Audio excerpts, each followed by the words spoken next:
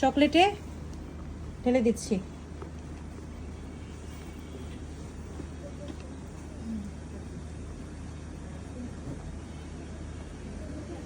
Ganache বানানোর আরেকটা system হচ্ছে, আপনি শুধু চকলেটটাকে আগে মেল্ট করে নিতে পারেন, তারপরে মেল্টেড চকলেটের মধ্যে ক্রিম দিতে পারেন, এটা একটা, অথবা ক্রিমটাকে গরম করে চকলেটের মধ্যে ঢেলে দিতে পারেন। এই দুইটা প্রসেসও করা যায়। তো আমার কাছে মনে হয় এত কিছু দেখালে আবার আপনাদের মাথা না উড়ে যায়, এই জন্য আমি সহজভাবেই দেখাচ্ছি।